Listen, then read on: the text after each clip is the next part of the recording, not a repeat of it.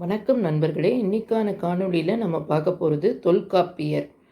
தொல்காப்பியர் என்பது தமிழின் பழமையான இலக்கிய சாசனமான தொல்காப்பியம் என்ற நூலை இயற்றியதாக அறியப்படும் பண்டைய தமிழறிஞர் ஆவார்.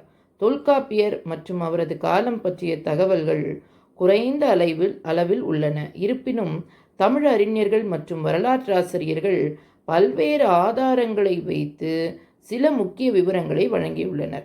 தொல்காப்பியர் வாழ்க்கை மற்றும் பின்னணி.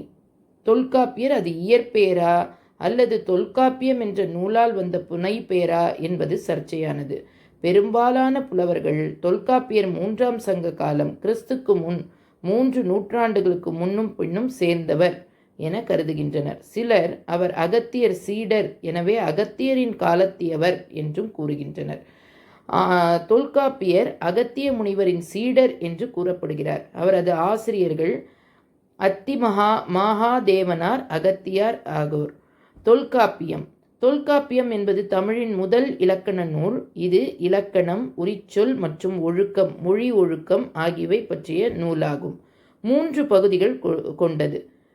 எழுத்ததிகாரம், எழுத்துக்கள், ஓசை, உயிர்மெய்கள், உச்சரிப்பு. சொல்லதிகாரம், சொற்களின் வகை, உருவாக்கம், விகுதி, தத்துவம். பொருளதிகாரம், அகத்திணை, புறத்திணை, காப்பியல், சமூக மரபுகள். தொல்காப்பியரின் சிறப்பு. தமிழின் முதல் இலக்கண நூலை எழுதியவர். தமிழில் வாழ்ந்த மொழியியல் நிபுணர் என கருதப்படுகிறார். இலக்கியம், சமூக மரபுகள், காதல் மற்றும் போரியல் ஆகியவற்றை விஞ்ஞான ரீதியில் தொகுத்தவர். தொல்காப்பியம் தமிழ் சமூகத்தின் கலாச்சாரம், மரபு, வாழ்வியலை வெளிப்படுத்தும் முக்கியமான ஆதாரம். சர்ச்சைகள். தொல்காப்பியரின் இயற்கை வரலாறு பற்றிய உறுதியான ஆதாரங்கள் இல்லை. அவர் வேத மொழியையும் அறிந்தவர் என்பதால் சிலர் ஆரியர் தொடர்புடையவர் எனவும் கூறுகின்றனர்.